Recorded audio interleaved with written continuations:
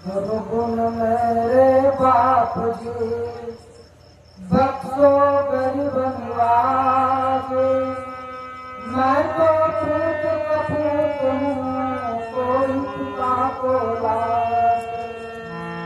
हर गुण किया तो बहुत किया करक न माने हारे। भावे बख्शो बाप जी भावे गिरधन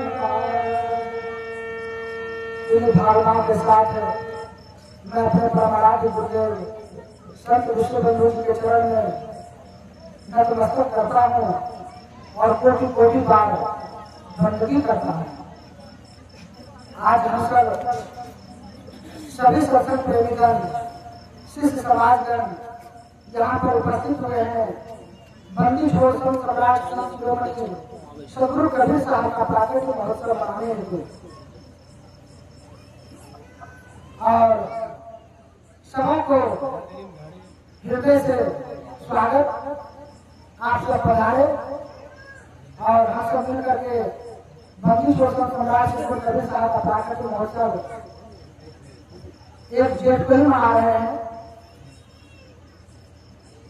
सदगुरु कबीर साहब जब इस धराधाम पर आए तो उन्होंने मानव को चेतावनी हेतु असंख्य वाणियां कही। उन्हीं में से कुछ वाणी को मैं आप सबों को बीच रख रहा हूं। साहब ने कहा बीजक में बिन गुरु ज्ञाने द्वंद्व भाव खसम कही मिली बात युग युग से समझाया कानून मानी बात। सदगुरु कबीर साहब कहते हैं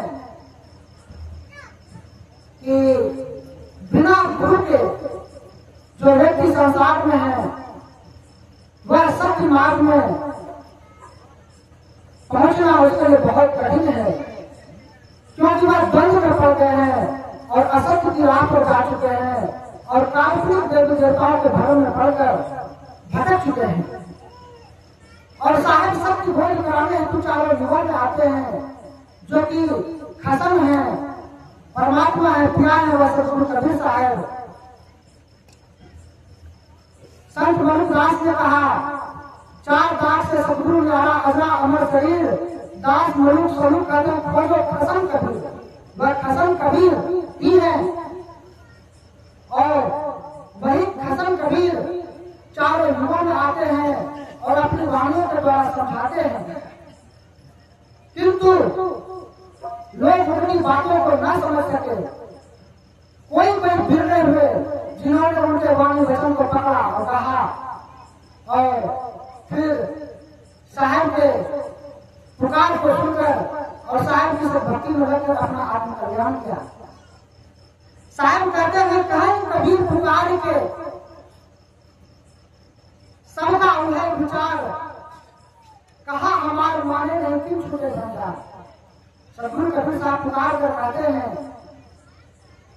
किंतु उनकी पुकार को कोई बिरले ही सुनते हैं। और साहब कहते हैं कि जब तक तुम सब भक्ति नहीं करोगे तो तुम्हारा भ्रमजाल से निवृत्ति होना असंभव है।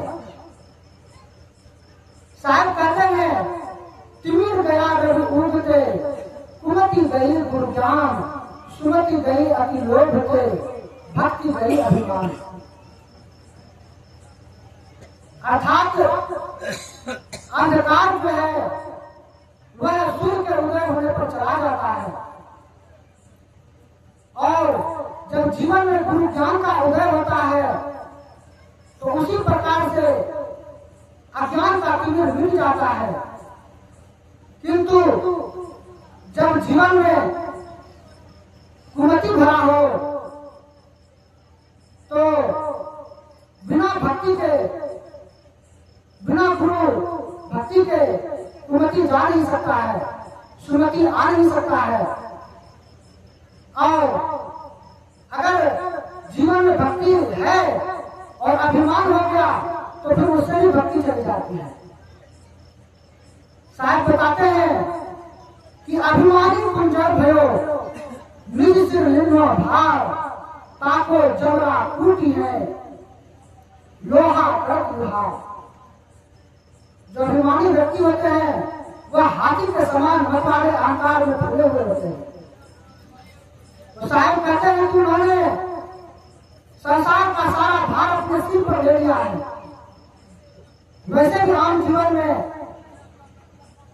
जो गृहस्थ जीवन में होता है सब लोग अपने अपने सिर पर जिम्मेदारी ले लेते हैं। थोड़ी बहुत जिम्मेदारियां अपने इष्ट आराध्य पर भी सौंपना चाहिए कि जो होगा उनकी दया से सब अच्छा ही होगा। ऐसी भावना न रख करके पूरी जिम्मेदारी अपने सिर पर ले लेते हैं। तो वही साहब कहते हैं कि अभिमानी कुंजर भयो निज से लिंगो भार ताको जमरा पूजिए। उसका अंतिम जो अवस्था होगा वह साहब बता रहे हैं कि अंत समय में जमात उसको आगे लेकर जाएंगे और उसके सिर को कूटेंगे और इस प्रकार से उसका अभिमान को चूर कर देंगे जैसे लोहार लोहा को पिघला करके पानी बना देते हैं। ठीक उसी प्रकार उसके अभिमान को चूर कर देंगे। नाम लिया तो सब लिया, सब शास्त्रों का भेद। नाम लिया तो सब लिया, सब शास्त्रों का भेद। नाम बिना नरके गए पड़ी पड़ी चारों भेद। सभी शास्त्रों में नाम की महिमा गाई है, किंतु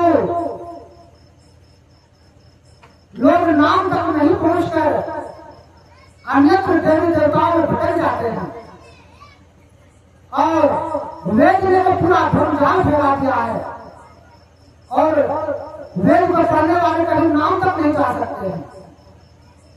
इसके साथ यहाँ पर रहस्योद्घाटन कर रहे हैं कि नाम लिया तो सब लिया, सब शास्त्रों का भेद, सभी शास्त्रों का भेद है नाम।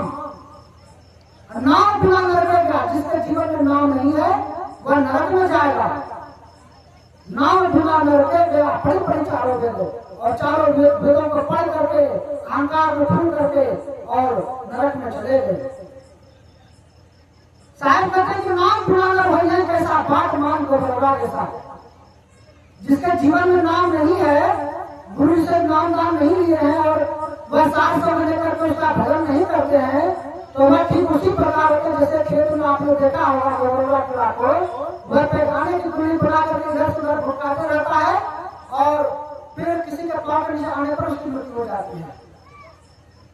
अब देखिए नाम के संबंध में साहब कहते हैं कि नाम जपत कोढ़ी भरा, नाम जपत कोढ़ी भरा, चुईची गिरे जो चाम कंचन दे किस काम का जोड़ी नहीं सकता।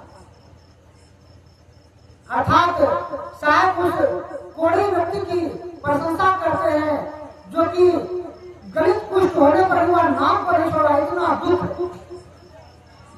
इतना महान दुख होने पर भी अगर वह नाम पर नहीं छोड़ रहा है तो वह महान है। और जिस व्यक्ति का शरीर कैंसर है, अच्छा है, स्वस्थ है और उसके जीवन में नाम नहीं है तो फिर वह बहुत ही बेकार है, बहुत ही बेकार है। और मैं आप सबों के बीच एक साहब का सबक रख रहा हूं।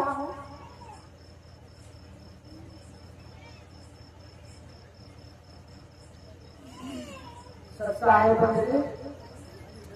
धर्म में भूल रहा संसार भरम में भूल रहा